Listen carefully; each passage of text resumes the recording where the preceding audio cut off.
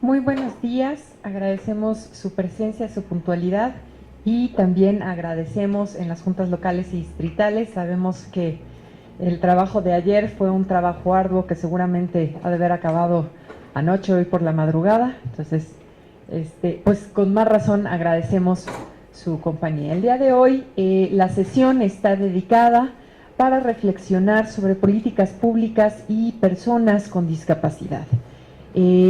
Aquí una cosa importante que creo que es necesario señalar es que vamos a ver cómo las distintas discriminaciones se van sumando y eso hace una perspectiva mucho más compleja. La sesión anterior veíamos justamente la perspectiva de género, veíamos cómo las mujeres, por el simple hecho de ser mujeres, estamos en desventaja en general. Y lo que vamos a ver también el día de hoy seguramente son las dificultades que tienen las personas con discapacidad. No hay que olvidar que todas y todos podemos sufrir de alguna discapacidad en algún momento de nuestra vida. De hecho, es lo más probable, es que en algún momento alguno de nosotros tengamos alguna discapacidad. Y en ese sentido, la reflexión que hoy se suma a la que hemos venido haciendo es justamente cuáles son los derechos y los derechos de las personas con discapacidad, las obligaciones que tienen las instituciones para el adecuado ejercicio de las personas, de los derechos de las personas con discapacidad, y en ese sentido es que tendremos la sesión del día de hoy. Antes de presentar a nuestra experta del día de hoy, quiero agradecer especialmente al CDD porque ha sido anfitriona muy amable en esta sesión, a Comunicación Social por su apoyo a la transmisión y a la grabación, y por supuesto a la UNICOM, gracias a la cual estamos llegando a las juntas locales y a las juntas distritales. Permítanme presentar a la doctora Patricia Claudia Drobna. Ella es doctora en Ciencias Políticas y Sociales, con mención honorífica por la Facultad de Ciencias Políticas y Sociales de la Universidad Nacional Autónoma de México. Es maestra en Estudios Públicos, Políticos y Sociales, también con mención honorífica y medalla de mérito al mérito universitario Adolfo Caso, también por la Facultad de Ciencias Políticas y Sociales de la UNAM. Es maestra en Integración de Personas con Discapacidad por la Universidad de Salamanca, España. Es licenciada en Terapia Ocupacional por la Universidad Nacional de Quilmes y terapista ocupacional por la Escuela Nacional de Terapia Ocupacional en Argentina. Tiene estudios en sistemas complejos para científicos sociales y humanistas, docencia universitaria, políticas públicas en México, derechos humanos y no discriminación.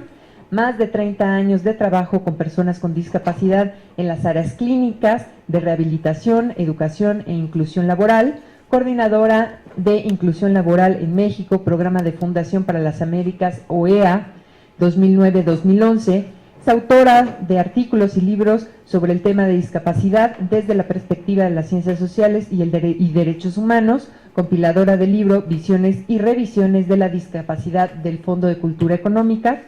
Actualmente es profesora investigadora de la Universidad Tecnológica Santa Catarina Monterrey, es profesora de la Facultad de Ciencias Políticas y Sociales de la UNAM, licenciatura y posgrado en México, y es investigadora principal del Programa Universitario de Derechos Humanos, el PUDH, de la UNAM, a cargo del diagnóstico sobre el estado que guarda la temática de la discapacidad en la UNAM, realizado en 2013 y responsable del Seminario de Intercambio Académico sobre Discapacidad 2014-2015 del mismo programa. Pues bienvenidos, bienvenida doctora, y empezaríamos entonces con la intervención. Muchas gracias, doctora. Muchísimas gracias. Muchas gracias al INE por la invitación, al Instituto de Investigaciones Jurídicas también, y a ustedes por estar aquí. He tratado de seguir y entender qué está pasando con el PRD y el INE en estos días, y sí sé que han tenido mucho trabajo, así que les agradezco que estén aquí. Antes de iniciar, me gustaría que para saber quiénes son ustedes, porque muy probablemente todos ya se conocen, pero yo no. Si me pudieran decir los nombres, las áreas en las que trabajan, y me interesa si tienen algún familiar con discapacidad o alguna discapacidad. Empezamos por el... Mi nombre es Gabriela Revueltas, trabajo en la Unidad Técnica de Igualdad de Género y No Discriminación y pues no vería algún familiar cercano con discapacidad, excepto yo. Yo soy psicóloga de origen, actualmente especialista en perspectiva de género. ¿Qué tal? Buenos días a todos. Mi nombre es Raimundo Ramírez Navarro. Estoy en la dirección jurídica, soy el director de asuntos laborales y bueno, afortunadamente no tengo algún familiar con discapacidad. Abogado, sí. Gracias. Buenos días, yo soy Ángela Hernández, estoy en la subdirección de publicidad, soy comunicóloga y también tengo una maestría en recursos humanos y no tengo familiares con discapacidad. Buenos días, soy Mauricio Arce, estoy en la dirección ejecutiva del Servicio Profesional Electoral, en la Dirección de Formación, Evaluación y Promoción, soy ingeniero en computación. Gracias. Y no tengo familiares cercanos con discapacidad. Buen día, Manuel Gómez de la Contraloría y no tengo familiares con discapacidad. Soy director de normatividad. Perdón, eres abogado. ¿Cuál es tu carrera? Soy actuario. Actual. Buenos días, soy Claudia Rodríguez, estoy en la dirección del secretariado. No tengo ningún familiar con discapacidad y soy licenciada en Administración de Empresas. Buenos días, yo soy Svetlana Rivera y trabajo actualmente en la Unidad de Igualdad de Género y No Discriminación del INE. Soy de formación politóloga y especialista en perspectiva de género. Perdón, es importante. Yo he tenido 2 familiares con discapacidad, mi papá que ya falleció y ahora mi mamá que tiene dificultad para caminar. Hola, buenos días. Mi nombre es Jesús Ojeda Luna. Trabajo en el Registro Federal de Electores. Mi trabajo consiste en coordinar los trabajos que son para las credenciales de los ciudadanos en todo el país. Y además de mantener el padrón electoral, quitar a las personas que fallecen o que se suspenden sus derechos políticos y también vincularlos a una parte de la geografía en el país. Soy ingeniero y sí tengo un primo con una discapacidad. Buenos días, mi nombre es Livia Márquez, soy abogada, estoy en la Secretaría Ejecutiva y no tengo familiares con discapacidad. Hola, buenos días. Mi nombre es Leticia Varillas Mirón, soy asesora de la consejera Adriana Favela, soy abogada y tampoco tengo familiares con discapacidad. Hola, soy Patricia Aguilar, trabajo en la Dirección Ejecutiva de Prerrogativas y Partidos Políticos, soy abogada y no tengo familiares con discapacidad. Ahora mi abuelo por la edad comienza a tener dificultades, eso es todo. Buenos días, mi nombre es Jorge Herrera, estoy en comunicación social, periodista, licenciado en periodismo y no tengo personas o conocidos con discapacidad. Buenos días, mi nombre es Margarita Peña, tengo una maestría en Ingeniería Financiera, trabajo en la Unidad Técnica de Planeación, me dedico a temas de planeación y mi abuela tiene discapacidad. Sí.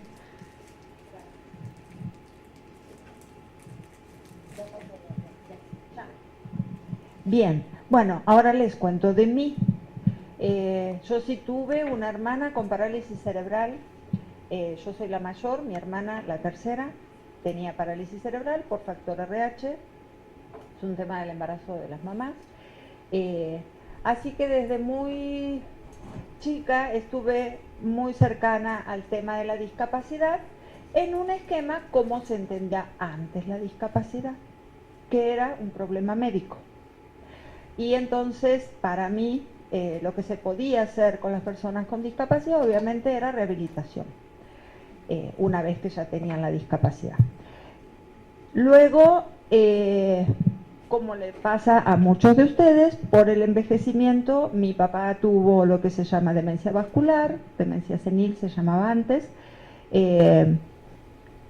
así que tuve 2 familiares con discapacidad y he trabajado toda la vida en distintas áreas, tanto en educación, en inclusión laboral, y desde el último tiempo en el análisis y el trabajo sobre políticas públicas y por qué pensamos, cómo pensamos, porque creo que ese es el punto en el que legitimamos que hay cierta población que no puede hacer lo mismo que nosotros.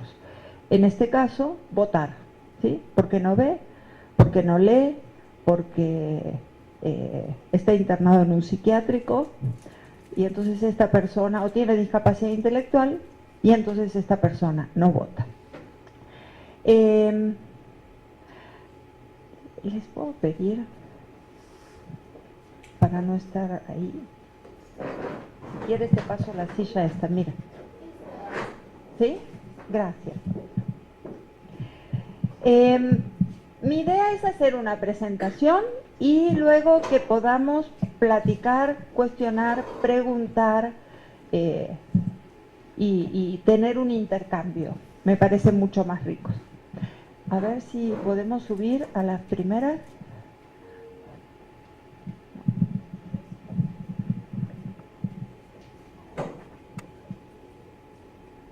No es un curso pornográfico, no se ilusionen.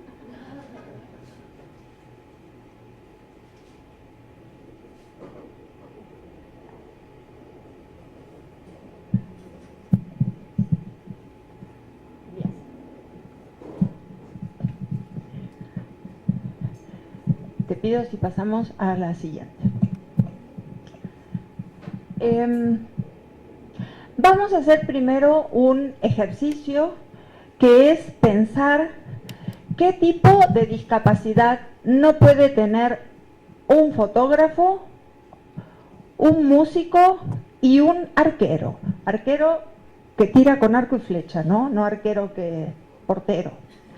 ¿Qué discapacidad no puede tener un fotógrafo? ¿Cómo? Visual. No podría no ver, porque ¿cómo saca, no? Las fotos. ¿Y un músico? Auditiva. Ajá, auditiva. ¿Y un arquero? Visual. ¿Qué otra? De movimiento, ¿no? Motriz. Bien. ¿Puede una persona con discapacidad intelectual ocupar cargos políticos o puestos políticos? ¿Podría? Con discapacidad intelectual, algunos dicen que sí y otros que no. No tenemos consenso. Pero discapacidad intelectual es aquella que da a la persona dificultades cognitivas, como de abstracción, de leer y escribir, igual y pudiera ser que tuviera dificultades en el lenguaje, o sea, la asociación, lo que era la Asociación Americana de Retardo Mental, distingue que para decir que una persona tiene discapacidad intelectual tiene que cumplir con ciertas condiciones, que eran tener un déficit en X cantidad de ciertas habilidades que todos desarrollamos, no tenerlas, sino igual y tener un déficit y que éste haya empezado antes de cierta edad, ¿no? Caracteriza un poco la discapacidad intelectual. Entonces, con estas características que menciono, ¿ustedes pensarían que una persona puede ocupar un puesto político? ¿Quién dice que no? Tenemos 2. ¿Quién más dice que no podría? Bien. Y luego, la siguiente pregunta que nos vamos a hacer es, ¿pueden votar las personas que estén internadas en psiquiátricos, no si la ley lo permite. Si ustedes considerarían que una persona que esté internada en un psiquiátrico debe votar o puede votar y decidir quién va a gobernarnos a todos en México, ¿sí? ¿Puede o no?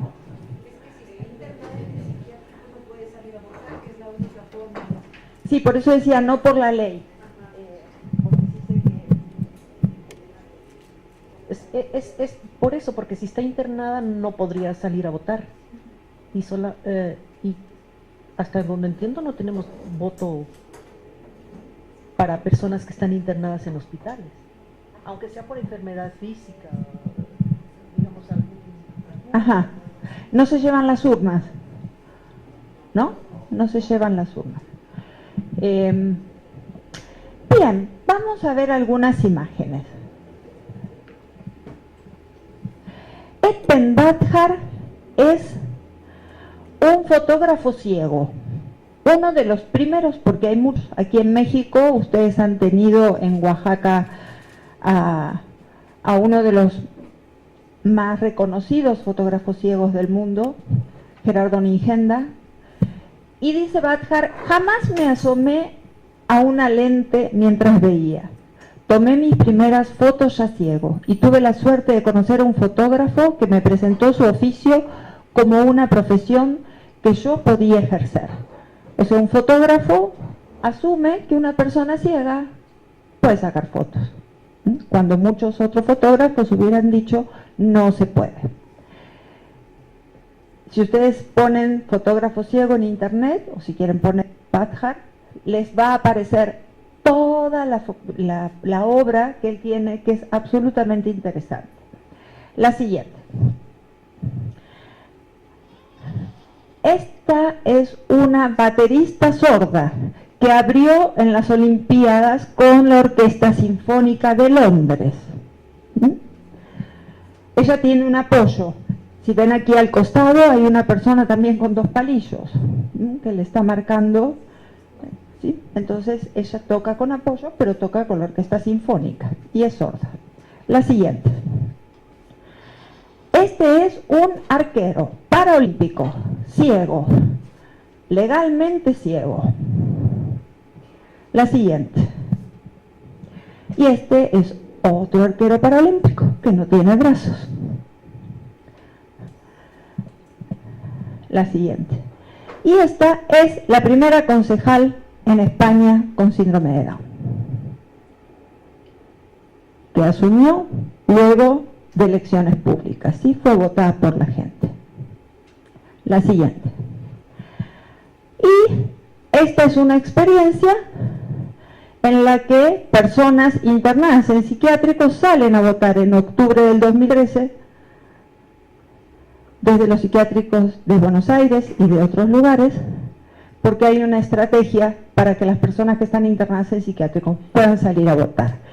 Se hace un trabajo, las notas que aparecen en los periódicos son muy interesantes y ellos refieren que como han pasado muchos años sin votar, entonces hay que hacer todo un proceso nuevamente para que recuerden el procedimiento, como se haría con otras personas que durante mucho tiempo no hubieran estado votando, ¿no? Porque vivieron en el extranjero. El psiquiátrico vendría a ser el extranjero donde mandamos nosotros a algunas personas, y entonces si las queremos volver a traer a nuestras actividades tenemos que volver a hacer los puentes. Y aquí me gustaría contar un caso que hubo en Uruguay. Quienes son aquí abogados pueden contarnos qué es un juicio de interdicción. ¿Alguien quiere comentar o contar?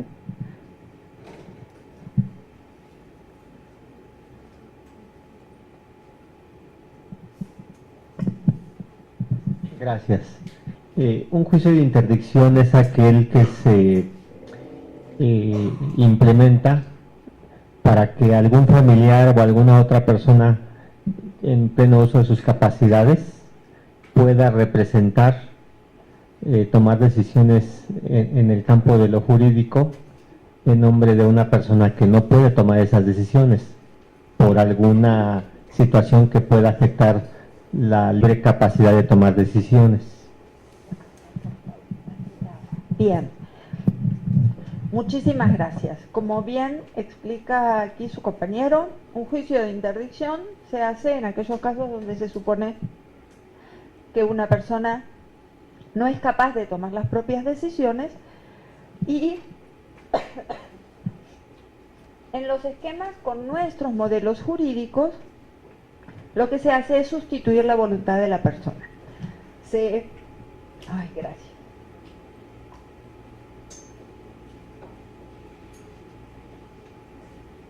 Disculpen, muchas gracias. Empecé ayer a la noche y a la mañana así como que con ganas de engriparme. Decíamos que un juicio de interdicción se hace en aquellos casos donde se supone que las personas no pueden tomar decisiones y entonces se designa un tutor o un curador y esa persona es quien de ahí en adelante va a decidir todo en la vida de un sujeto. Y es lo que les voy a contar, pasó en Uruguay. Un joven con discapacidad intelectual, con síndrome de Down, van al juzgado para que el juzgado determine qué apoyo necesitaba este chavo para poder decidir cosas de su vida. Y la jueza que dice, no, si tiene síndrome de Down, está interdicto, ¿no? A, B. Tiene síndrome de Down, está interdicto, no puede decidir nada de su vida. Entonces los padres, cuando reciben la sentencia, no están de acuerdo, llevan el caso a la Suprema Corte y la Suprema Corte dice, tienen razón los padres. A ver, jueza, ¿usted por qué determinó tales cosas?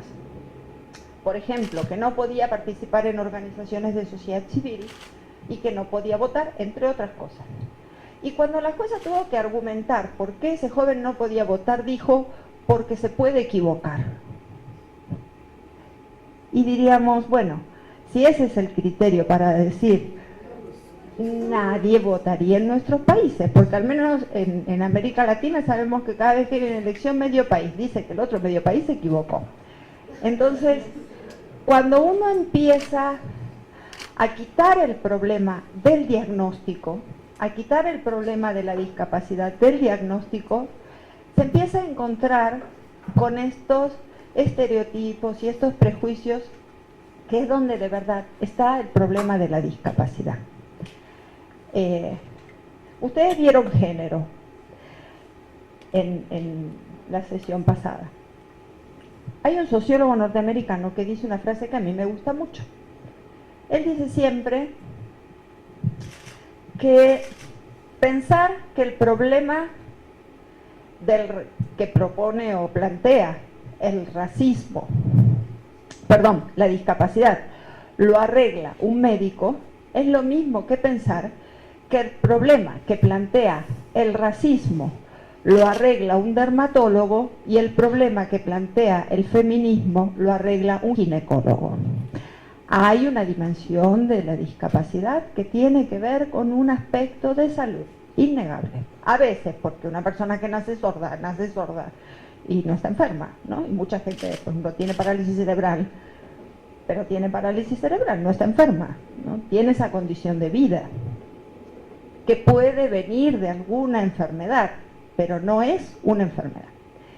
Y entonces a mí me interesa muy especialmente que hoy, más que llevarse cosas en la cabeza, puedan irse sin ciertas cosas en la cabeza, como pensar que una persona con discapacidad, por su diagnóstico, no puede hacer cosas, no puede hacer muchas de las mismas cosas que hacemos nosotros y en este espacio específico ejercer su derecho a elegir o a ser elegida.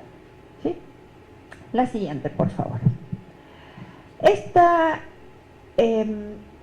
Esta propuesta que yo les hago de irse sin cosas en la cabeza sería lo que Derrida llama poder hacer un proceso de deconstrucción, que no es destruir, que no es romper los muros de una pared porque sí, sino reflexionar ladrillo por ladrillo si de verdad las ideas que tenemos sirven o no sirven, o si deberíamos irlas repensando a la luz de cambios que ha habido. Vamos a ver ahora, por ejemplo, el tema de la convención. Y esta organización de Brasil, que se llama Metasocial, justamente lo que trabaja es en deconstruir el concepto de normal y anormal. Aunque a ustedes les parezca que desde la época de la prehistoria existe gente normal y anormal, la idea de que hay gente normal y anormal es de finales de 1800. La palabra norma es una palabra que se usaba para una escuadra de carpinteros. Lo que se salía de la norma estaba mal. Y unos años después se empieza a usar la palabra normalidad. Y luego se usa como criterio del hombre promedio, de Quetelet, y de todos los criterios que se han usado en el nazismo para decir qué persona merecía vivir, qué vidas merecían ser vividas, que ese es uno de los libros que da base al nazismo, que las vidas que no merecen ser vividas, cuáles sí y cuáles no. La siguiente, por favor. La siguiente. Sabemos muy bien que en políticas públicas, quien define, decide. Por eso es importante cómo estamos definiendo a un sujeto. Porque decir que una persona tiene discapacidad dice mucho y no dice nada. Porque si yo me voy a quedar en un diagnóstico puede tener diferentes grados, y si lo cruzo con clase social y con género y con nivel educativo, es solo una variable más que yo voy a atender. Entonces, como yo defino a la persona, como yo defino cuál es el problema del ejercicio de los derechos políticos de las personas con discapacidad, ¿cuál es el problema? ¿Que no deberían? ¿Que no pueden y yo voy a ver cómo sí podrían? ¿Sí? Entonces, también tengo este tercer paso de, bueno, como yo voy a definir el problema, también voy a definir la solución. La siguiente. Este fue un hallazgo porque escuché la palabra y la busqué, y es de Wikipedia, porque en español no está el documento, pero resulta que en 1851 un médico definió que la drapetomanía, era una enfermedad mental que tenían los esclavos negros del siglo XIX. ¿Y cómo se caracterizaba esa enfermedad? Porque tenían ansias de libertad y expresaban sentimientos en contra de la esclavitud. O sea que yo puedo decir que muchas cosas son una enfermedad. La siguiente. Y entonces puedo también analizar cómo a lo largo de la historia ha habido cambios históricos que han sustentado, permitido, impulsado también cambios conceptuales. Por ejemplo, la noción de raza se empezó a trabajar, se empezó a mencionar, se empezó a consolidar luego de la colonia. La diferencia antes no se medía en raza, se medía en fe, eran los infieles. A partir de la colonia empieza a consolidar el término de raza. Entonces, las diferencias entre las razas, los negros que venían en los barcos y los indios que vivían en América y tal y cual, ahí se empieza a aceptar y a legitimar que hay una diferencia entre las razas, que existen las razas y que son diferentes entre ellas. Y el problema de la diferencia no es la diferencia, porque justamente ese es el valor de la diferencia, que sea diferente. Si es igual, pierde el valor. El problema es que nosotros le pongamos un peso positivo o negativo a la diferencia entre las personas. También género es un concepto que legitiman y consolidan los primeros movimientos de género, y discapacidad y homosexualidad también son dos grupos cuyos movimientos sociales han estado pulsando para el reconocimiento de los plenos derechos y de la igualdad de todas las personas con discapacidad con el resto de la población. Pero igual que la drapetomanía, la discapacidad y la homosexualidad quedaban bajo el paraguas de la medicina. La homosexualidad hasta no hace muchos años estuvo clasificada como una enfermedad médica, y no hace muchos años. Y la discapacidad ha tenido más problemas para salirse de abajo de este paraguas de la medicina, ¿sí? Todavía hoy se sigue entendiendo y aceptando que hay gente que es patológica, que tiene actitudes patológicas o formas patológicas de ser y hacer. Y aquí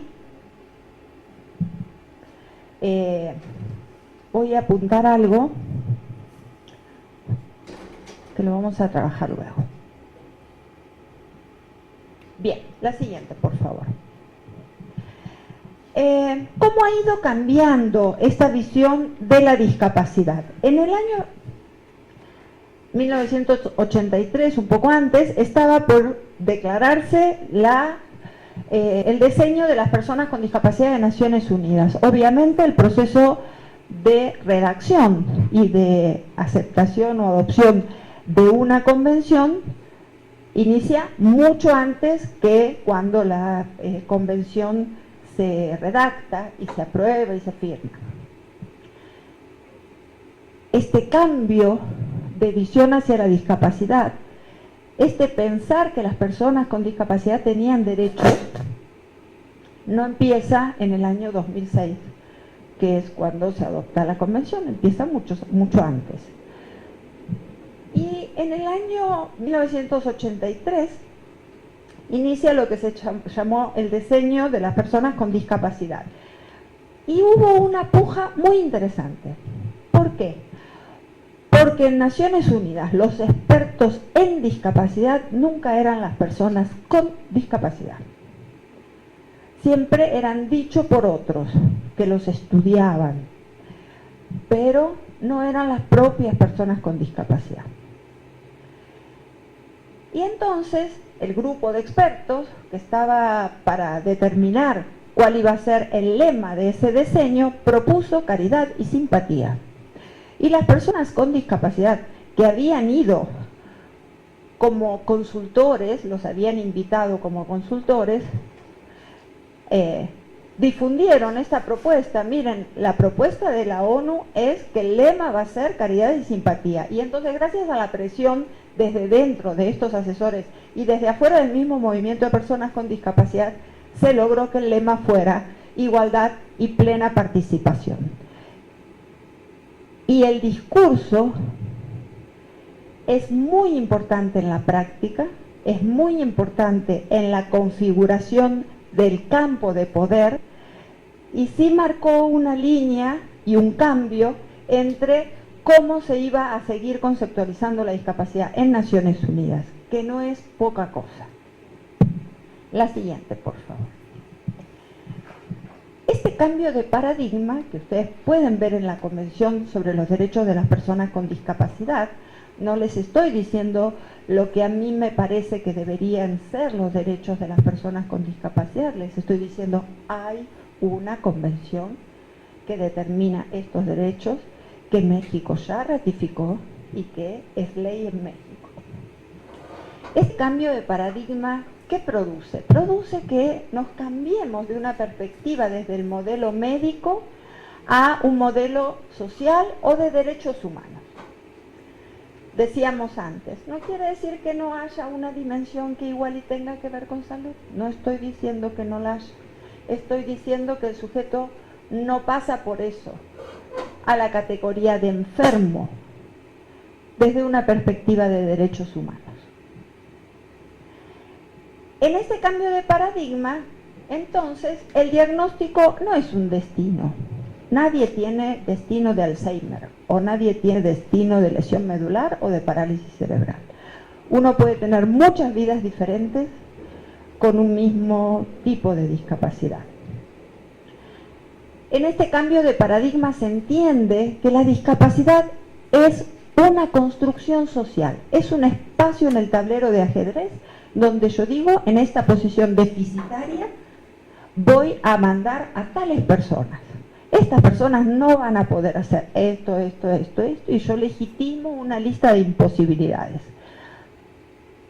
Cambia, implica pasar del modelo médico a una perspectiva del social y de derechos, que debo cambiar del él no puede hacerlo a, como decíamos antes, cómo yo sí puedo lograr que él pueda hacerlo, cómo sí podemos hacer que lo haga.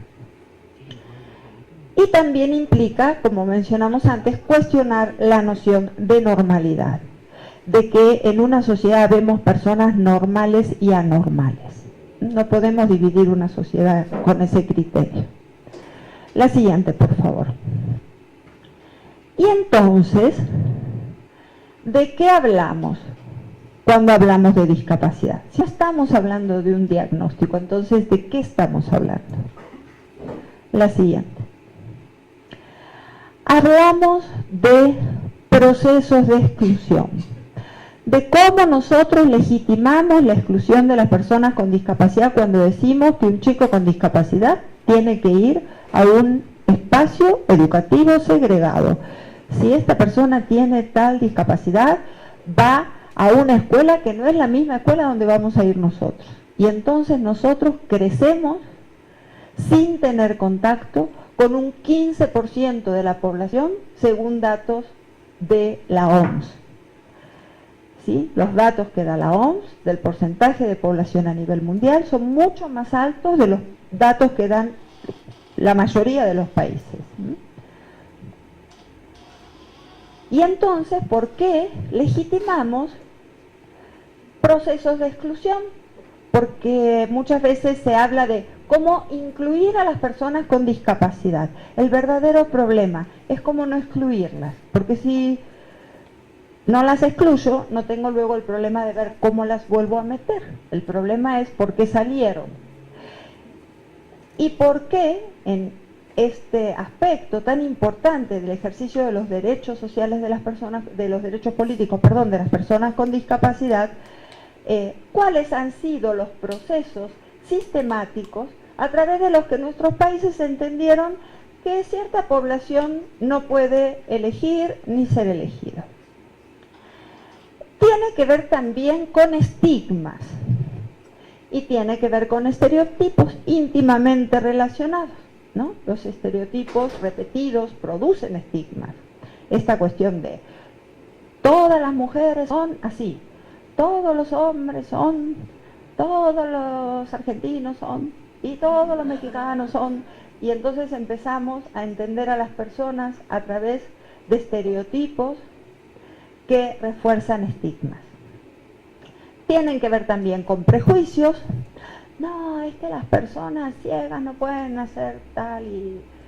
Bueno, igual y con un JOS pueden trabajar con una computadora como cualquiera de nosotros. Hay programas específicos que son lectores de pantalla y sí lo pueden hacer. Como vimos antes, ¿no? Los arqueros sin brazos y los fotógrafos ciegos. Tiene que ver, y este es un concepto sumamente importante, retomado por la Convención. Les decía, a partir de este diseño de los derechos de las personas con discapacidad de Naciones Unidas y de documentos que sin ser vinculantes fueron precursores de la Convención, como el Programa de Acción Mundial y las normas uniformes, empezó a consolidar un término, y es el de barreras sociales. Yo no puedo medir la discapacidad solo en términos de diagnóstico. Tengo que ver qué barreras tiene esa persona para poder desarrollar una vida plena e igual al resto de la gente en la sociedad. Tiene que ver con procesos de desacreditación, tiene que ver con discriminación, exclusión, segregación y sometimiento. Las personas aprenden lamentablemente muy rápido y asumen muy rápido que una persona con discapacidad no va a poder hacer nada. No sé si han visto un video viral que está ahora dando vueltas en internet sobre una señora con Alzheimer de 87 años que por un segundo así reconoce a su hija. ¿no? La hija le habla y en un momento le dice, ¿y yo? ¿Sabes quién soy? Y la madre le dice, sí, claro, eres tal. Y la hija se queda así, sí, soy tal, ¿no? Como tuvo ese segundo de lucidez, y uno diría, ¿y cuántos otros tendrá el día que ni nos damos cuenta? Porque la señora estaba internada. Y también nos hace preguntar, ¿qué hace persona a la persona? Y, no sé, por ejemplo, tu nombre era Patricia. ¿Qué hace Patricia a Patricia? ¿Cuándo Patricia dejaría de ser Patricia? Si pierde la memoria, ¿cuándo? El caso de Cerati ahora, que acaba de fallecer. Algunos dicen, es que murió hace 4 años. Bueno, igual y sí, igual y no, no sabemos qué ha estado pensando. Y ha habido el caso de muchas personas que luego de una situación grave, y no es porque esté de acuerdo en lo que se llama el ensañamiento terapéutico, de tener atada a una cama a una persona 4 años, si ya tiene muerte cerebral, porque existe para eso lo que se llama muerte digna, pero también existen casos de personas que estuvieron mucho tiempo en una situación de coma y luego al salir quedan con una discapacidad, como debe haber pasado con Schumacher, aunque va a necesitar amplios apoyos, que ahorita vamos a ver lo que es. La siguiente. Hablamos también entonces de apoyos. Todos estos conceptos los pueden encontrar en la convención relacionados específicamente a personas con discapacidad. Hablamos también, cuando hablamos de discapacidad, de apoyos, de diseño universal. Nosotros pensamos las sociedades, incluso el espacio físico, incluso el espacio de internet, como si todo el mundo caminara, tuviera brazos y los moviera, tuviera un coeficiente X, viera y oyera. Para ese hombre único y promedio que no existe, nosotros hacemos las sociedades, las edificamos, hacemos las leyes, pensando en esa idea de persona. El diseño universal justamente lo que habla, este concepto, es diseñemos de manera que pueda usarlo cualquier persona. Y aquí retomo el concepto que anoté hace un rato. Ustedes pueden buscar en internet un documento que se llama Accesibilidad, Manual de Accesibilidad o Guía de Accesibilidad para Empleadores, de la OEA. En esa guía de accesibilidad, realizada por un equipo de personas especializadas en accesibilidad y diseño universal, ellos manejan el criterio de lógicas de uso. Lógicas de uso. ¿Cuál es la lógica de uso de una computadora de alguien que no puede ver? Es otra lógica de uso. No es que no la va a usar, o la va a usar mal, o la va a usar menos. Es otra lógica de uso. ¿Y cómo es la lógica del espacio físico de una persona que no puede caminar? No es que no usa el espacio, no lo usa porque si hacemos escaleras, obvio que no va a poder pasar, le ponemos una barrera enfrente. Pero si diseñamos de manera universal, sí va a poder desplazarse y movilizarse. Y acá es importante entender que la accesibilidad es una cadena. Yo no puedo hacer un eslabón accesible y 2 no. Yo no puedo hacer un espacio de votación con una rampa de entrada, pero sin baño accesible, porque la persona puede necesitar, como cualquiera, ir al baño, donde la puerta de acceso al lugar donde se vota tenga tales dimensiones. Yo tengo que prever que toda la cadena que el señor va o la señora va a recorrer sea accesible.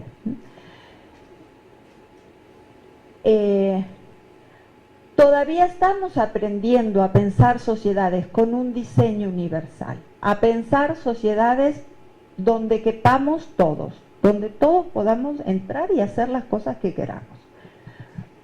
Tiene que ver también con derechos, tiene que ver con un concepto clave que está retomado de estos otros documentos que les mencionaba, precursores de la Convención, como es la equiparación de oportunidades. Y tiene que ver con el respeto a la diferencia como parte de la diversidad humana. La humanidad es diversa en estaturas, en tamaños, en deseos, en intereses, en géneros que no son solo varón y mujer.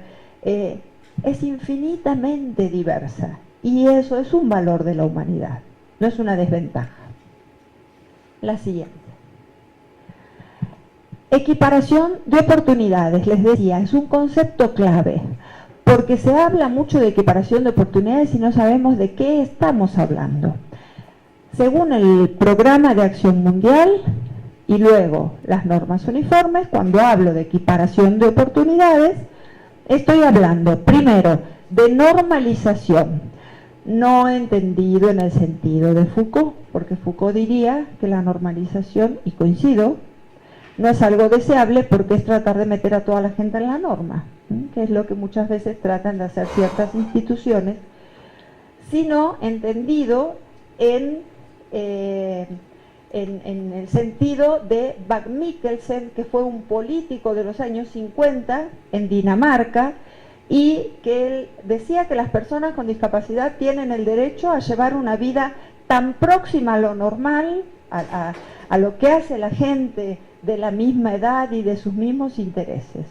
Entonces entenderíamos que un joven de 23 años sí quiera votar, porque eso es lo que hacen sus amigos. Y de eso va a hablar el lunes cuando vuelva a la escuela o a la facultad, de que él votó, ¿no? Y para que exista esta normalización, ¿qué debe haber? Justamente procesos de integración y sectorización. Sectorización referido a que los servicios que necesita una persona o una población con discapacidad deben ser ofrecidos lo más cerca posible a donde la persona vive. No tiene que desplazarse 600 kilómetros para ir a recibir un diagnóstico, tiene que poder recibir los servicios en el contexto donde vive. Equiparación de oportunidades también implica autonomía personal. Y en este punto, a partir de la Convención, sucede algo que rompe los esquemas. ¿Por qué? Ustedes conocen a este físico inglés que está en una silla de ruedas y que puede hablar con un tablero. Sí, la clase es en una universidad muy famosa. Esa persona, aun cuando necesita 3 turnos de asistentes de 8 horas cada uno, un sintetizador de voz para poder decir lo que quiere decir, esa persona es independiente. Necesita un auto adaptado o necesita un chofer que lo lleve y lo trae. Cambia qué es ser independiente.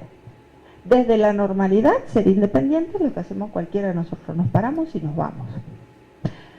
Desde una perspectiva de derechos de las personas con discapacidad, independencia es qué necesita usted para irse. Igual y no se para, pero para irse, ¿qué necesita para hacer usted lo mismo que yo? Y en ese sentido, nos vamos inmediatamente a la noción de apoyos, que están considerados como derechos de las personas con discapacidad en la Convención. Y otro término muy importante que está implicado en estos documentos, en la equiparación de oportunidades, es la accesibilidad. Y acá me gustaría hacer una aclaración, porque nosotros entendemos en general la accesibilidad como rampas, pero no es la única. Primero, que las más importantes son las rampas mentales, y esas no son tan fáciles de hacer. Y segundo, que cuando hablo de accesibilidad, hablo de acceso al medio físico, a la información y a la comunicación. Antes de empezar, me decía, ¿cómo se llama Diana, la persona que nos recibió? Elisa. Melissa. Es que nosotros sí tenemos, sí, conozco que tienen las tabletas en braille para la votación y Pero sabes que mucha gente dentro del mismo INE no lo sabe y de fuera tampoco lo sabe. Bueno, si van a hacer una campaña de difusión de esos apoyos que dan, que no todas las personas que van a escuchar o van a ver el promocional oyen. Entonces, si van a decir que tenemos apoyos para las personas ciegas, también díganselo a los sordos, ¿sí? Hay que ir haciendo el cruce, porque lo que ustedes están demostrando no es que tienen una cartilla en braille. Ustedes están mostrando disposición. Y que si mañana viene otra persona con otro tipo de discapacidad, ustedes dirán, bueno, a ver, vamos a ver cómo le hacemos. Pero tienen la disposición. Entonces, sí, siempre considerar,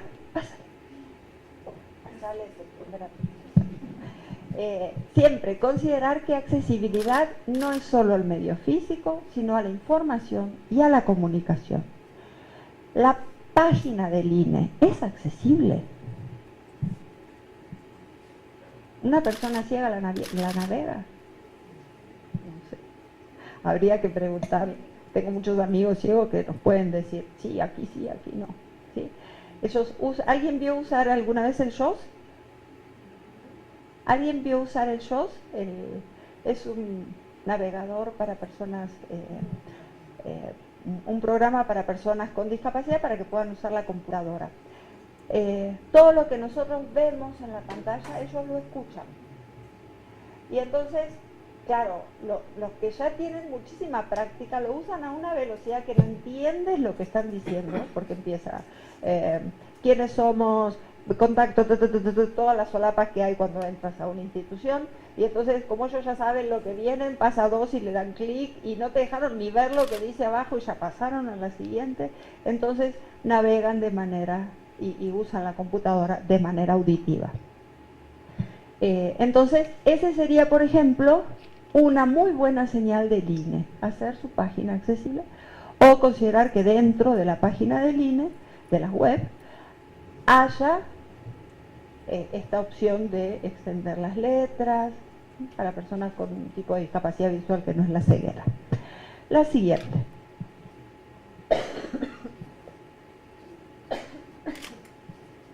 Prometo que voy a dejar de fumar.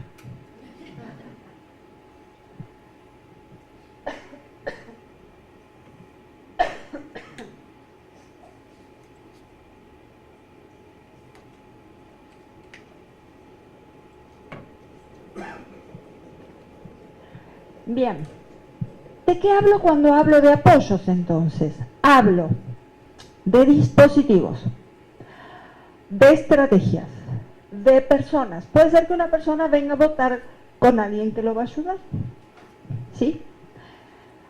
Hablo, y esto es importante, de distintas intensidades del apoyo en tiempo y espacio. Esas intensidades pueden ser limitados, o sea, en un ámbito puntual y en un tiempo muy acotado. Puede ser intermitente, a veces lo va a necesitar y a veces no. Puede ser extenso o generalizado. Y lo importante de este concepto de apoyos es que a partir de la convención se transforman en derechos de las personas con discapacidad. ¿Sí? No son opcional, no los hacemos de buena voluntad, no los hacemos de buena onda. Si no los hacemos, les estamos impidiendo ejercer un derecho y no les estamos dando algo que es el derecho de la persona. ¿Sí? La siguiente. No se ve muy bien, pero es una rampa con 2 escalones al inicio. Busquen en internet rampas mal hechas y no van a poder creer la creatividad humana hasta dónde llega. ¿Sí? Sí se ven, hay 2 escalones adelante y la verdad es que no se ve muy bien, pero en la mitad hay otro escalón. Parece una rampa que hay en la Facultad de Economía en la UNAM. Y entonces uno dice, el que lo hizo tuvo toda la intención del mundo, ¿no? Tuvo la buena intención de hacer una rampa. Pero no averiguó antes, ¿no? Porque hay como 11 manuales de cómo hacer una rampa en México. de distintas organizaciones e instituciones, o sea, cuánto tiene que tenerla pendiente, todo eso ya está, nadie tiene que inventar el hilo negro. Ustedes bajan manuales, buscan el manual que les guste más y se fijan que sean de organizaciones o de instituciones oficiales o importantes, y ahí ya tienen cuánto tiene que tener de ancho una puerta, cuánto tiene que ser la pendiente de la rampa, todo eso ya está tipificado. A veces los prejuicios también operan como barreras. Las ideas que tengamos respecto a ciertas personas, a ciertos sujetos, también van a operar como barreras. La siguiente. Vamos a entrar a una cuestión más técnica o más teórica, que me interesa dejarles, que son algunas definiciones y derechos muy puntuales de la Convención, que es un texto que debería ser de lectura obligatoria. Todavía no llega a serlo, pero yo los estimulo a que lo lean, porque de verdad ustedes van a ver ahí este cambio de paradigma como queda plasmado en una convención internacional. La siguiente, por favor, Diana. ¿Cuál es la definición de discapacidad que da la convención? Y a mí se me hace muy curiosa esta definición, porque dice que es un concepto, no es un problema de la persona, no es un déficit, es un concepto. Dice la Convención que la discapacidad es un concepto que evoluciona y que resulta de la interacción entre personas con deficiencias y barreras. No está en la persona, está en la interacción entre un sujeto con unas ciertas características y un contexto con barreras. Y barreras, aclara, debidas a la actitud y al entorno que evitan la participación plena y efectiva en la sociedad en igualdad de condiciones que los demás. Y aquí recordemos que igualdad de condiciones quiere decir que a veces para la persona poder hacer lo mismo que el resto, necesita algunas cuestiones que van a hacer diferente la forma en la que lo hace. La siguiente, por favor. ¿Y cómo define la Convención a las personas con discapacidad? Dice que son aquellas que, incluyen aquellas que tengan deficiencias físicas, mentales, intelectuales o sensoriales a largo plazo. O sea, si uno se rompe una pierna, no tiene una discapacidad. Al interactuar con diversas barreras, y esto puede impedir su participación plena y efectiva en la sociedad en igualdad de condiciones de los demás. O sea, equipara de alguna manera el concepto de discapacidad con el concepto de personas con discapacidad, pero ahí lo importante es la relación entre ese sujeto con ciertas deficiencias y las barreras sociales. La siguiente.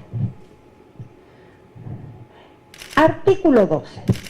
Y esto es un cisma, así como fue el cisma de la Iglesia en la época medieval, esto es un cisma en el reconocimiento de los derechos de las personas con discapacidad. ¿Por qué? Porque el artículo 12 tira por tierra la tutela, tira por tierra la interdicción y dice, o enumera, menciona el igual reconocimiento como persona ante la ley, a cualquiera. Todas las personas con discapacidad tienen la misma capacidad jurídica, todas, aunque esté internada en un psiquiátrico, aunque esté en coma hace 4 años. ¿Por qué? Porque si está en coma hace 4 años va a necesitar apoyos extensos en todos los ámbitos, generalizados, las 24 horas del día. ¿Sí? Y con otro tipo de discapacidad va a necesitar un apoyo muy puntual para que alguien lo acompañe, no sé, para firmar al banco. Y solo en ese momento necesita un apoyo. ¿Qué dice este artículo?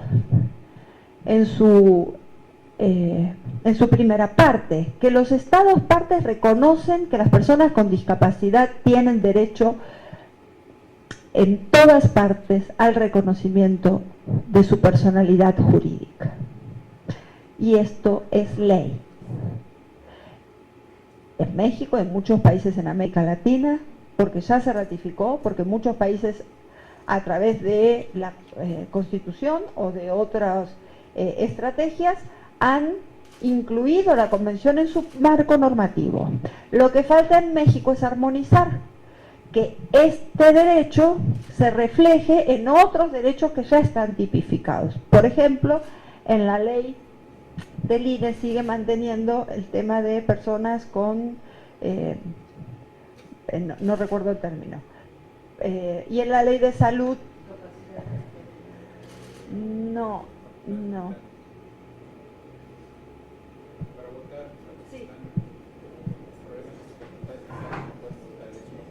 Facultades mentales usa la ley de usted. No lo usa para obtener su credencial, pero sí lo usa para votar.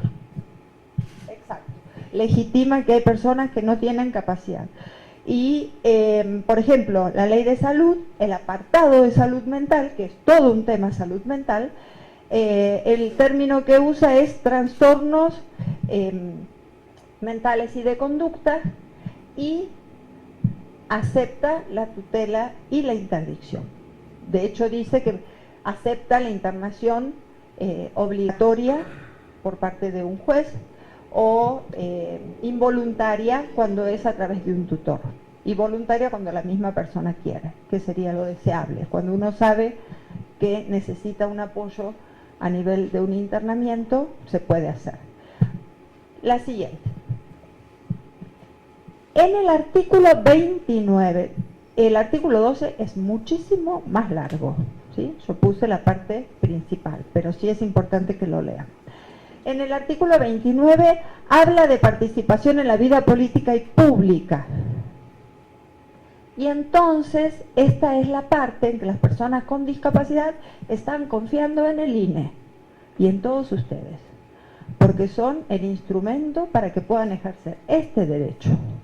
Los Estados partes garantizarán a las personas con discapacidad los derechos políticos y la posibilidad de gozar de ellos en igualdad de condiciones a los demás, y se comprometen a, no estoy tomando todo el texto, asegurar que las personas con discapacidad puedan participar plena y efectivamente en la vida política y pública en igualdad de condiciones con las demás, directamente a través de sus representantes libremente elegidos, como cualquiera de nosotros, incluido el derecho y la posibilidad de las personas con discapacidad a votar y a ser elegidas, entre otras formas mediante, y ahí enumera, la garantía de que los procedimientos, instalaciones y materiales electorales sean adecuados, accesibles y fáciles de entender y utilizar.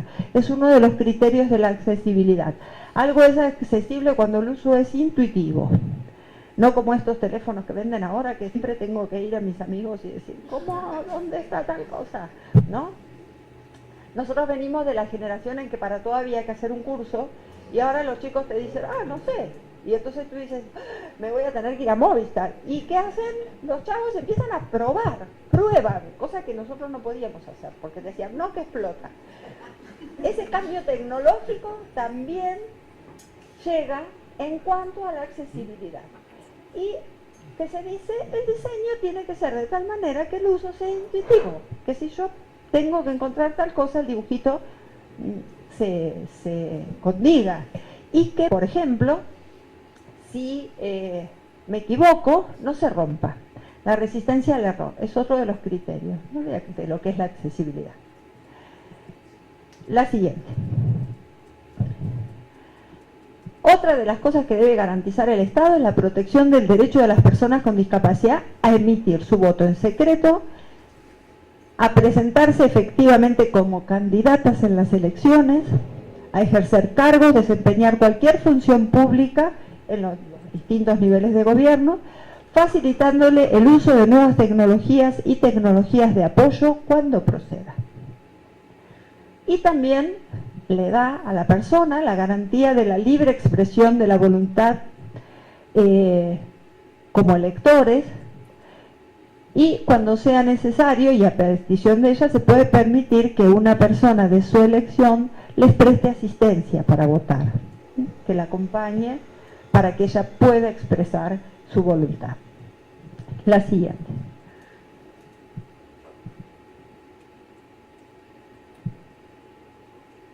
Vamos a ir cerrando con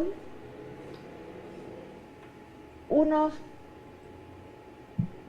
ideas que me interesa que ustedes tengan en el sentido de cómo mencionamos, porque si ha habido un cambio conceptual y ha habido un cambio de percepción hacia las personas con discapacidad, esto tiene que quedar claro en la forma en que las mencionamos.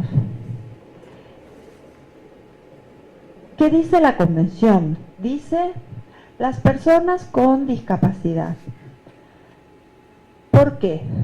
Porque el sujeto es siempre una persona y tiene un atributo X que es que tiene una discapacidad, pero eso no es él.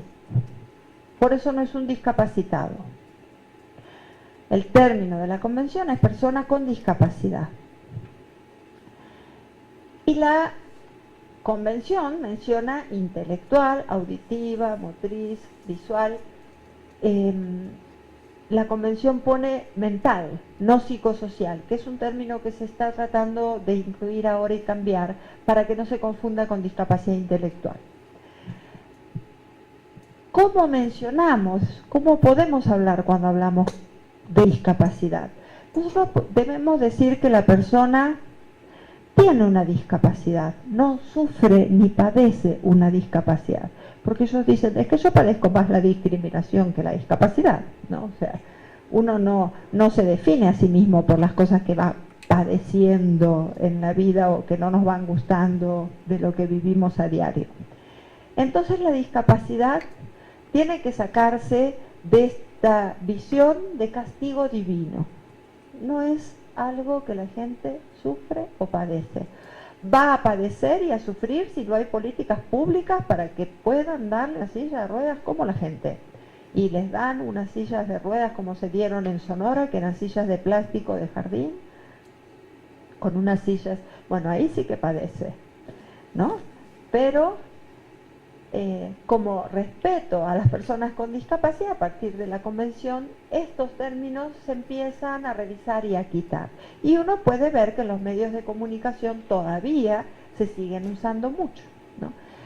Porque también vende un poco más esta cosa, esta visión, como dice uno de los estudiosos de la discapacidad, lastimera y trágica de la discapacidad. Bueno, ¿qué más que Teletón? ¿No? Que ahí está, que lloran y lloran y lloran y vienen con la latita y nos sacan la lana que después ellos evitan de los impuestos y nosotros no.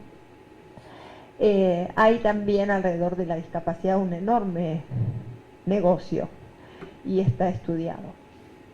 ¿Cómo me interesa que recuerden mencionar a las personas con discapacidad y cómo no? No como impedido, no como inválido, no como invidente. Son términos que se usaron históricamente y que estaban bien.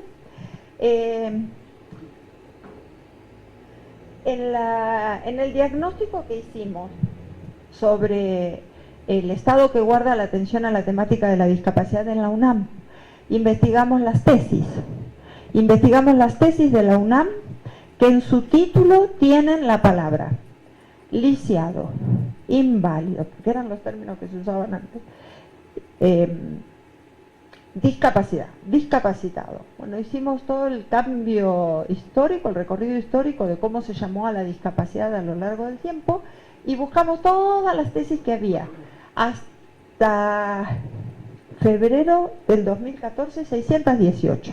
La mayoría de licenciatura, muy poquitas de posgrado y la mayoría de aquellas disciplinas que tradicionalmente se ocupan de la discapacidad.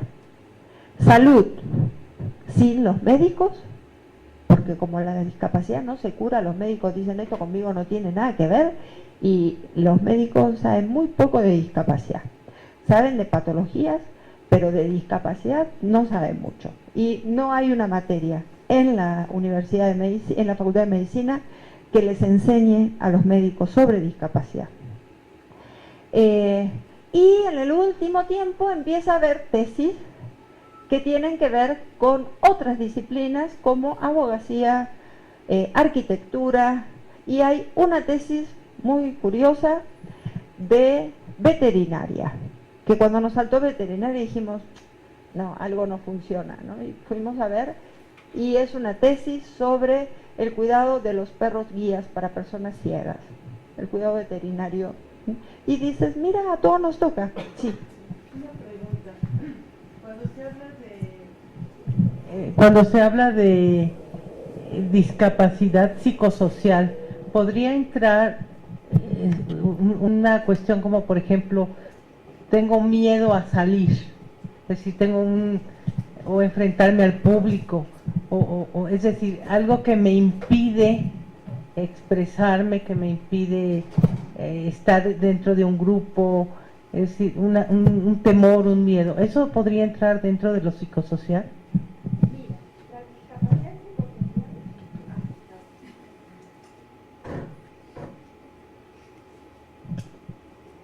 La discapacidad psicosocial es lo que antes, lisa y llanamente, se llamaba locura.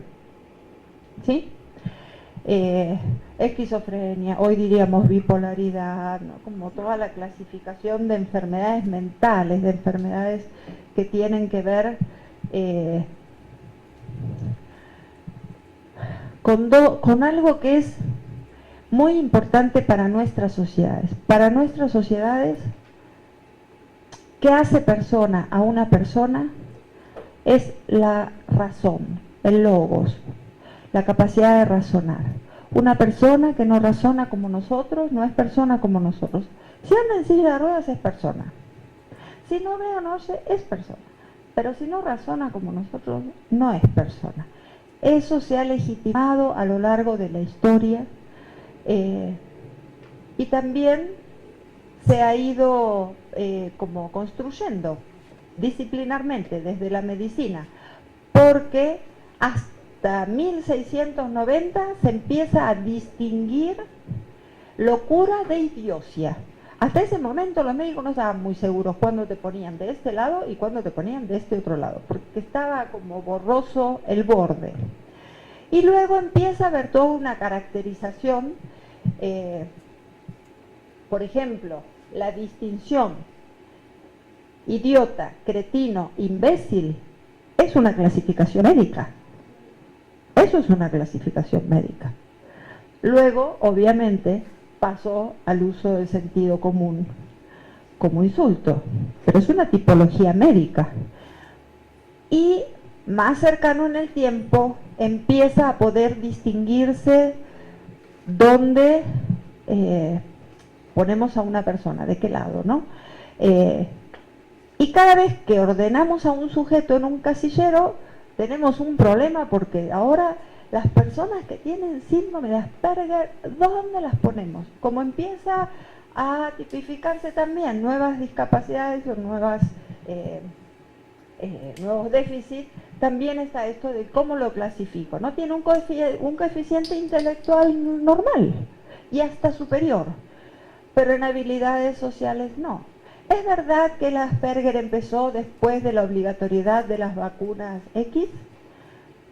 Hay ahí algunas dudas, hay estudios y los estudios dan el 50 que sí y el 50 que no. Entonces la OMS dijo, no, esta vacuna no da Asperger. Pero está ahí como la duda de cómo clasificar. Ahora, en el sentido que tú lo mencionas,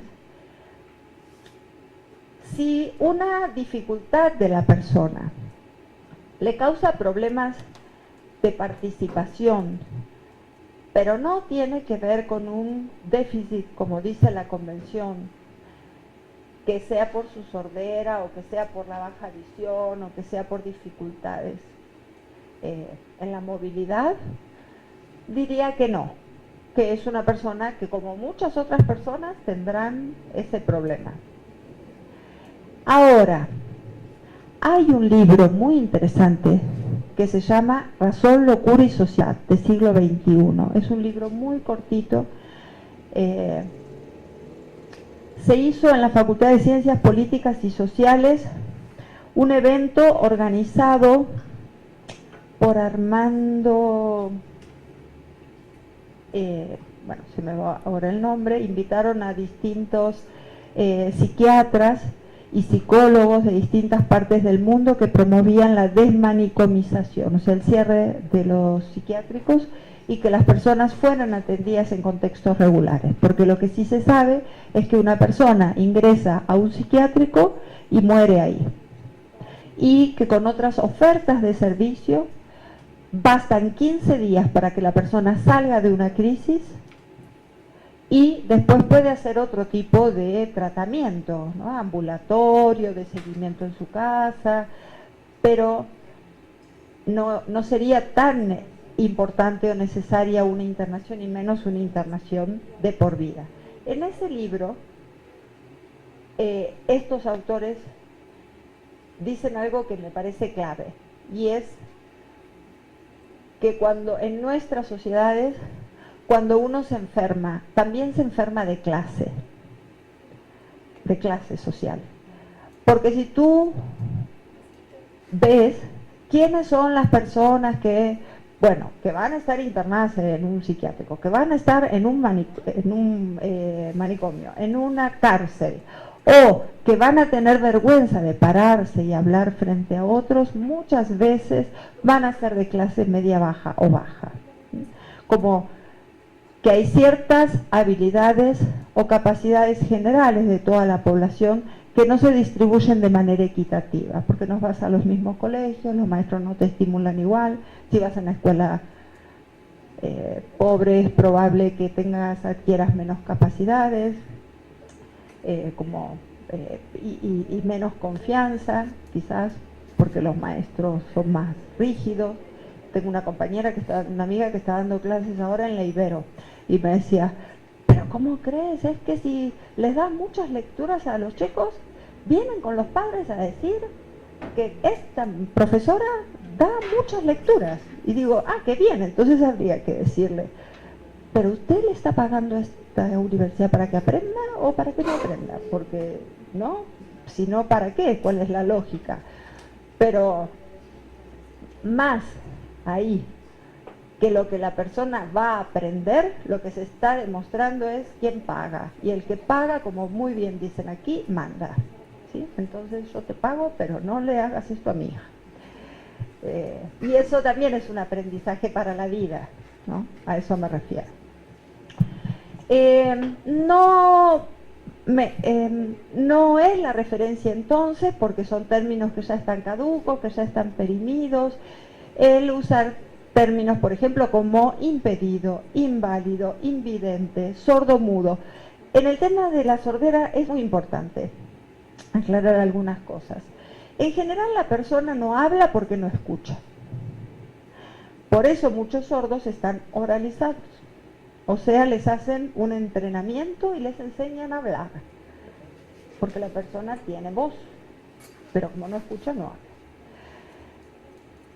Un grupo muy grande de personas con discapacidad auditiva, sordas, ahí ellos mismos, a sí mismos se dicen sordos, con mayúscula, porque pertenezco a una comunidad, soy sordo. No te estoy definiendo el déficit, te estoy diciendo mi devenir cultural. Yo vengo de una cultura visual, no vengo de una cultura auditiva, que es la que todos nosotros manejamos. Y en el tema de los sordos, hay una enorme discusión a si hay que oralizarlos o no. Y muchas personas sordas entienden que su lenguaje y la pertenencia a una cultura visual más que auditiva los hace parte de una comunidad, y la convención lo respeta absolutamente, y la lengua de señas mexicana es lengua oficial en México. Así que si una persona viene a votar y habla en lengua de señas mexicanas, habrá que ver, pero alguien tendría que poder entenderle, ¿sí? Porque está hablando una lengua que es oficial en México. Si una persona fuera muda porque tiene un problema de voz, porque tiene un problema de garganta, porque tuvo un cáncer y le tuvieron que sacar y entonces ahora no puede hablar, diríamos que es mudo, pero el término sordomudo no es un término correcto. Tampoco decir lisiado, incapaz, enfermo, enfermito y todas las vertientes que a ustedes se les ocurran de estos términos. Y una persona con discapacidad no tiene capacidades especiales, porque las capacidades especiales no existen, porque fue un término que inclusive se llegó a incorporar en la Constitución mexicana y ya se cambió por personas con discapacidad. Y este fue un término muy confuso. Yo supondría que porque la discapacidad es un tema molesto de mencionar y sobre del que hablar. Y entonces estamos siempre buscando otras maneras de nombrar, de mencionar o de no decir. Y capacidades especiales aparece como un término más naif, como que no pone en cuestión a la persona, los iguala con nosotros, ay, todos tenemos capacidades especiales. Y en verdad no es cierto. Y en verdad yo tengo que decir persona con discapacidad como término y sobre todo reconocer qué necesidades específicas tiene para hacer lo que quiere hacer y lo mismo que todos los demás. Y aquí con el tema de capacidades especiales sucedió en este uso híbrido lo mismo que con necesidades especiales, aunque ahí sí hay un documento, que es el documento de Salamanca, que es el documento para la atención a las necesidades educativas especiales. ¿Cuál es el cambio ahí? Que si un chico tiene dificultades en la escuela, tiene una necesidad. Y es la escuela la que debe responder a la necesidad, adaptando currículum, manera de acceder al currículum, contenidos, docentes. La escuela es la que tiene que adaptar. Pero en ese mismo tiempo se hizo como un mix entre este término de necesidades especiales, luego pasó a capacidades diferentes, discapacidades diferentes, me dijeron una vez, y dije, bueno, ya cuando uno empieza a deconstruir los términos surgen como estas metáforas bárbaras, ¿no? Como, mira qué creatividad tiene la gente. Sí me parece importante que ustedes se lleven esta idea de que la forma de mencionar, que seguramente cambiará a lo largo del tiempo, hoy por hoy es persona con discapacidad. ¿Es necesario identificar a las personas con discapacidad? Sí, para decir o para evaluar cómo yo puedo hacer para que ella ejerza sus derechos iguales que los nuestros. Entonces quizás sí tengo que identificar el tipo de discapacidad, porque va a ser la manera en que puedo hacer los apoyos, las estrategias o las disposiciones para que ejerza el derecho al voto y a ser votado, y a trabajar con nosotros y a lo que sea. Habrá que hacer esas adaptaciones. Pero el diagnóstico, solo por el diagnóstico, no nos dice nada. Y creo que, a ver, pásale, pero creo que aquí terminamos. Sí. Decías que el término sordo sí es correcto, y a la gente que no ve, porque ahí decía que invidente no es correcto. Puedes decir persona ciega, ¿sí? O o persona que usa silla de ruedas, o una persona con discapacidad intelectual, o el término que está en discusión es el de discapacidad psicosocial. Podrías decir que tiene una discapacidad mental, pero podrías, sí, persona ciega, o si estás hablando en general, conviene más decir personas con discapacidad visual, porque ahí tú incluyes a una persona con baja visión. Yo, que si me sacan los lentes no puedo volver a leer un libro en mi vida, o ¿no? Como entra una variedad mucho más amplia de gente. Si dices persona con discapacidad auditiva, igual, incluyes a una persona que es sorda o a una persona que tiene baja audición. Y una persona que no habla, con discapacidad de lenguaje o... A ver.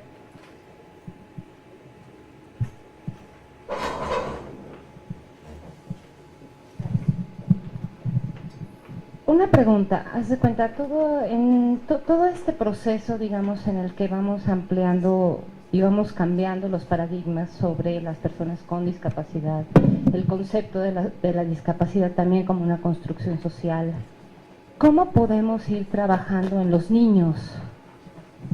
Precisamente para que, o sea, porque nosotros tenemos que ir cambiando estos paradigmas, nosotros, pero en ellos, ¿cómo podemos ir formando estos paradigmas?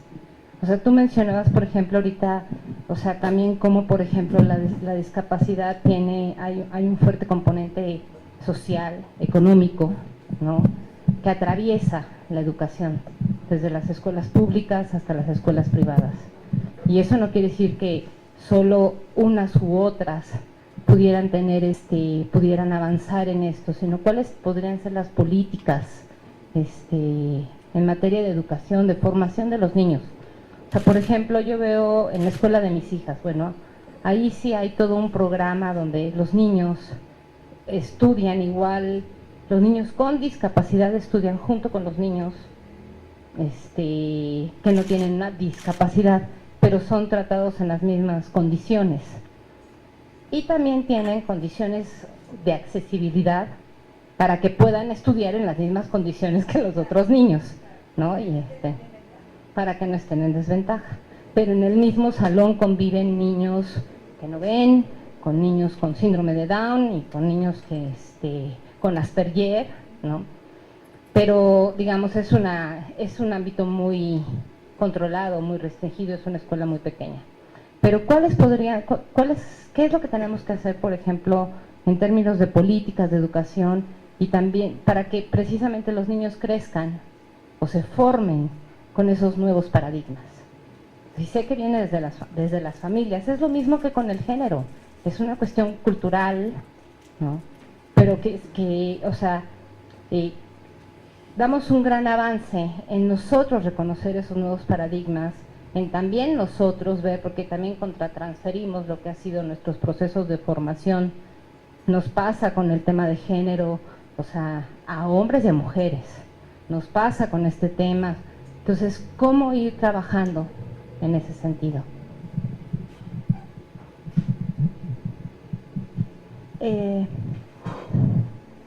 Es un tema complejo en términos no de que es complicado, sino de sistemas complejos, porque es un tema que está conformado con distintos factores que yo no puedo aislar, no puedo atender a uno aisladamente, porque no son aislables. Yo podré decir que artificialmente voy a prestar más atención a un tema que a otro. Cuando tú hablas de educación, a mí me parece que por ahí viene un tema fundamental.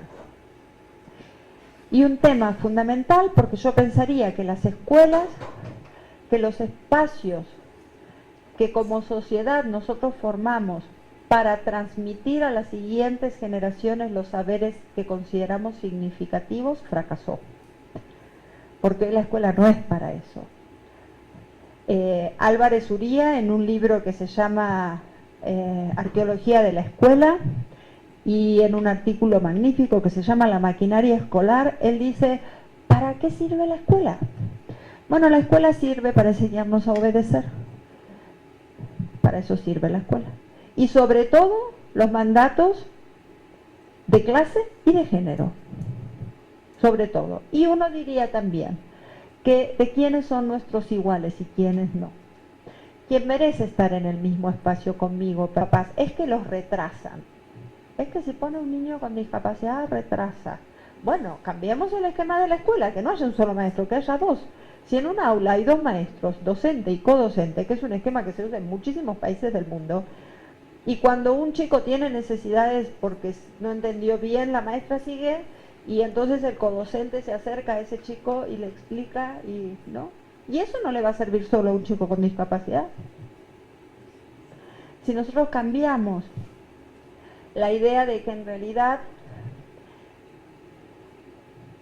quizás el problema a veces son las instituciones, tú dices la familia, la escuela, el trabajo, ¿no? A veces son las instituciones. La iglesia, cuando un cura de una iglesia le niega a un chico con síndrome de Down el bautismo, le está diciendo a la comunidad donde ese chico vive, él no es una persona. Que es lo mismo que dice el médico cuando le dice a la madre, uy, este mejor déjelo en un rincón y tenga otro, ¿no? ¿Qué le está diciendo? Ese no es una persona. Y ahí es donde está el tema de la discapacidad, cuando yo invalido que esa es una persona. Y lo que se suele decir es, bueno, pero en el caso, y entonces se nombran los casos más extremos de discapacidad, que son los más excepcionales. No es la regla, es la excepción en la discapacidad, un caso muy extremo. Entonces yo pensaría que tanto sirve una escuela donde el chico sabe hoy más de tecnología que la maestra, tiene un modo de pensar y una lógica de pensamiento que ya es totalmente diferente, porque piensa en lógica tecnológica y la maestra está pensando en una lógica lineal y él piensa fractal.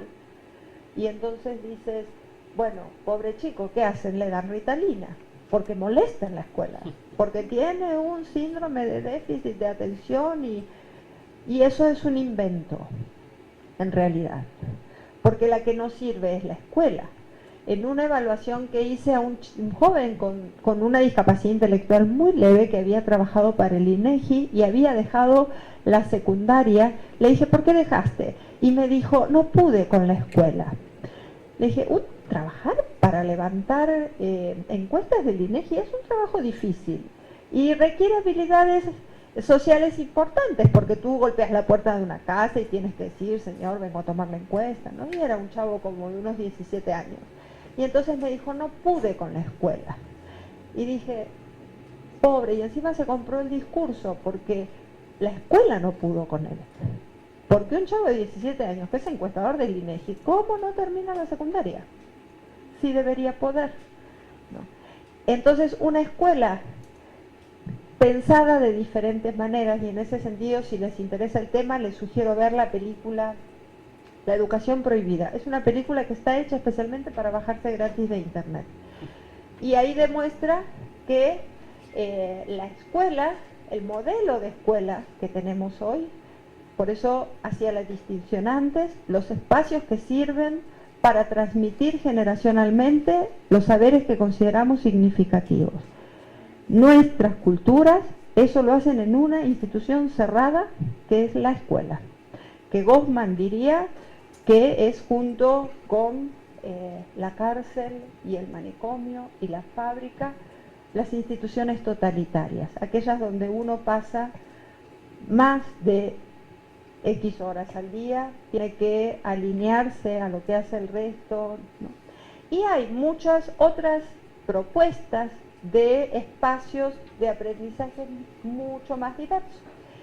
En esta película que les decía, muestra muy claramente por qué, por ejemplo, nosotros suponemos que los chicos aprenden mejor si están con otros de su edad. ¿Eso de dónde lo sacamos? ¿Quién dice que si juntas a todos chicos de 8 años juntos aprenden mejor que si hay uno de 8, uno de 10, uno de 11? ¿No? Estos espacios seriados, reglados, que en realidad lo que hacen es, aquí sí en el sentido de Foucault, meter en la norma. porque tú aprendes que entonces los chicos de 8 años, todos hacen esto. Y ahí el maestro es el que se encargará de decir, bueno, no te salgas de la regla.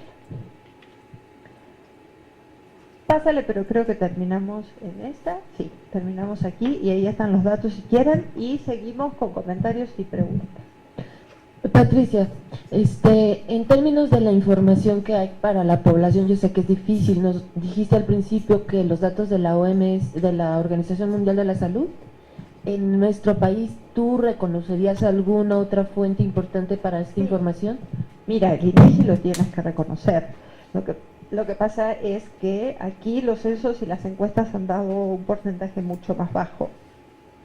Y en ese sentido es curioso porque, por ejemplo, México tenía el 7 y tanto, Argentina tenía el 12, Brasil el 16 y Paraguay el 1% de la población de personas con discapacidad. Y entonces uno diría, ¿cómo puede ser esa disparidad, no? Porque estás conceptualizando diferente y usando distintas metodologías. Yo no le daría tanta importancia a la cantidad de personas, pero sí entiendo que para el diseño de políticas públicas y para la asignación de presupuesto es importante. Entonces no es despreciable el tema de cuántos son, ¿no? De cuántas personas son. Yo nada más quería hacer una precisión en cuanto a una de las láminas que nos pusiste sobre los derechos a votar y ser votados. Aquí en México tenemos lo que se llama el voto activo y el voto pasivo. En el voto activo es cuando la persona va a depositar su voto. Y en ese sentido el INE está trabajando para facilitar lo más que se pueda ese derecho político. Y en cuanto al voto pasivo, eso corresponde a los partidos políticos registrar a quienes serán los candidatos. Entonces creo que, bueno, es importante que lo sepamos para poder en determinado momento también estar en consonancia con los partidos políticos y que también tienen problema también para postular candidatos que tengan alguna dificultad para motriz. En fin, quisiéramos tener ya pronto concejalas como la de España, que tiene síndrome de Down. Pero bueno, nada más quería hacer esta especificación sobre lo que es el voto activo y el voto pasivo. Y esto que tú dices nos lleva a otro tema, que es el tema de la ley de cupo. Se usa el tema de cupo para inclusión laboral, por ejemplo.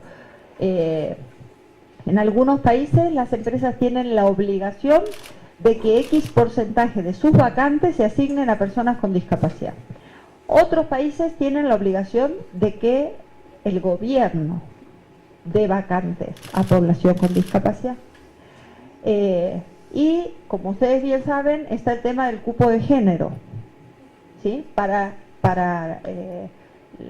En la parte política. Y hace muy poquito venía a hablarnos una diputada en la clase que doy en el posgrado y entonces decía, bueno, es que yo quisiera que no entraran 50 y 50, ¿no? Sino que entraran los mejores. Y entonces yo pensaba, justo ahora que empieza esta cuestión del género, sale este discurso de no, que entren los más capaces. Bueno, de los varones tampoco entran los más capaces, ¿no? Entonces habría que ver ahí que van a entrar de verdad todos los capaces. Pero cuando es la mujer la que quiere ingresar a este espacio de poder, entonces sale el discurso de la capacidad. Si lo que vamos a medir es la capacidad, bueno, a ver, ¿no? En nuestros países cuántas personas, cuántos políticos nos quedan. Yo creería que no estaría de más, si bien no poner un cupo, empezar a concientizar también a los partidos. Ahora, yo debo decir algo. Ustedes saben que existen en nuestros países los CONADIs, que son el Consejo Nacional de Atención a la Temática de la Discapacidad. En distintos países van teniendo diferentes nombres. El CONADIs, lo que pasa en nuestros países con las personas con discapacidad, que pasa también con otros grupos en situación de vulnerabilidad, es que se cooptan a sus líderes. las instancias de gobierno cooptan a los líderes de los movimientos de personas con discapacidad muchas veces, y a través de dar puestos políticos o cargos públicos, como que neutralizan las demandas, ¿no? Y no pasa solo con el movimiento de personas con discapacidad, pasa con muchos otros movimientos sociales, que una de las estrategias justamente es esta de la cooptación de líderes. Yo creo que si faltan personas con discapacidad en los puestos políticos, se debe otra vez a lo mismo, a que es un tema muy complejo, y entonces habría que evaluar muchos factores. ¿Cuántas personas con discapacidad llegan a estudiar en la universidad, a ejercer una real militancia, o les interesa la política? Porque hay mucha gente que no nos interesa ejercer un puesto político, ¿no? Como poder considerar cuáles son los factores que uno tendría que tener en cuenta si quiere favorecer que se aumente la cantidad de personas con discapacidad en los puestos políticos de elección, ¿no? ¿Alguna otra pregunta?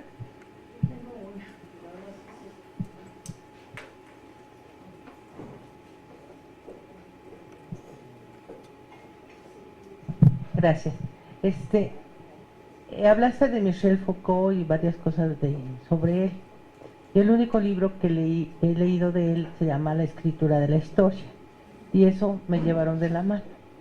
Después quise leer otros porque los compré, uno de no sé si eran Las palabras y las cosas, ese tipo de... Sin embargo, es muy difícil. A mí, personalmente, me parece difícil, no sé si porque los conceptos, no sé si porque no estoy preparada, no sé si porque no tengo las herramientas. Sin embargo, me interesa muchísimo. Bueno, el libro que yo creo que todo el mundo conocemos, o la película del Nombre de la Rosa, yo creo que todo el mundo lo conoce y sabe que es de él también. Humberto Eco, ¿no? Ese es de Humberto Eco, tienes razón. Sí, El Nombre de la Rosa, perdón, estoy equivocada. Gracias, muy amable. Sin embargo, me interesa muchísimo, sobre todo por la cuestión de las instituciones. ¿Tú tendrías alguno que me pudiera ser más sencillo para entrar y volver a tener una entrada sobre esto? Gracias. Yo te voy a agradecer que me escribas y me lo recuerdes, porque tendría que revisar. Yo le sugeriría leer del libro Los Anormales, la lección del 22 de agosto, no me acuerdo ahorita, pero también les paso el dato, que es uno de los artículos donde él hace una revisión genealógica, que es lo interesante de Foucault. Bueno, esto que está sucediendo ahora, ¿de dónde viene? Las cosas no pasan en lo social, porque sí, un sistema tiene su trayectoria, ¿no? Entonces, el empezar a mirar para acá, para atrás y decir cómo llegamos hasta aquí, y él ahí lo hace en el sentido de y él habla de los anormales de manera crítica, no diciendo sí hay anormales, sino diciendo, bueno, las sociedades van construyendo y diciendo quién va a ser un anormal, ¿no? Y por ejemplo, eran anormales los hermafroditas, o eran anormales los onanistas, o el incorregible, era una categoría de anormalidad. Y entonces él hace el estudio, y eso de dónde lo saca, no es porque a él se le ocurra, estaba tipificado en investigaciones y cuestiones médicas, y ahí en el tema de la anormalidad hay una mancuerna que Foucault describe muy bien entre los aspectos médicos y jurídicos, ¿sabes? Cuando el médico te pone sello y firma, el juez te dice, usted aquí no. Es como que ahí se ha conformado a lo largo de la historia una duplicidad que habrá que ver cómo vamos desmontando.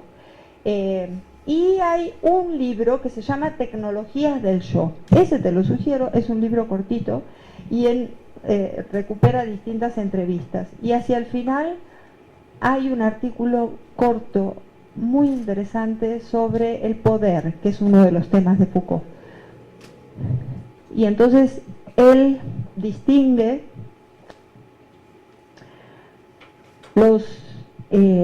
como las estrategias del poder, de los espacios de dominación, porque él dice, cuando uno cae en un espacio de dominación ya es más difícil poder salir. Pero sí existen otros espacios de poder, es porque siempre uno puede, porque hay estrategias de libertad en todas partes. Si estoy en un espacio donde lo que se está discutiendo es el poder, tengo posibilidades de libertad. Si estoy en un espacio, en un estado fijo de dominación, donde la persona desde pequeña aprendió lo que preguntaba la compañera, bueno, y si no van a la escuela, si luego aprenden a que ellos van a talleres protegidos y luego aprende que van a asilos especiales y aceptó un estado de dominación en el que él se va a pasar la vida en un limbo separado de todos nosotros, ¿no? Ese es otro libro que me parecería interesante y tendría que revisar porque hay varios. La verdad y las formas jurídicas a mí también me parece una excelente lectura de Foucault y el resto reviso. No por nada. ¿Quién tiene más preguntas? Yo no sé la hora.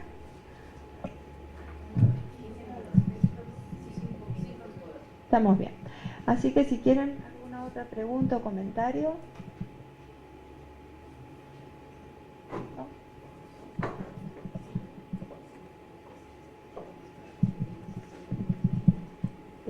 Como no tenemos más preguntas de los compañeros, yo quisiera en todo caso darle las gracias a la doctora Brogna, su participación.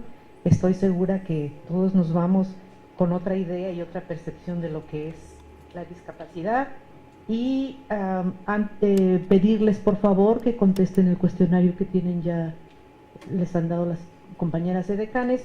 Recordarles también que el próximo lunes 15 sí tenemos sesión aquí a las 9 y pues agradecer su puntualidad, su interés y sobre todo a la doctora la explicación tan especializada que nos ha dado. Muchas gracias.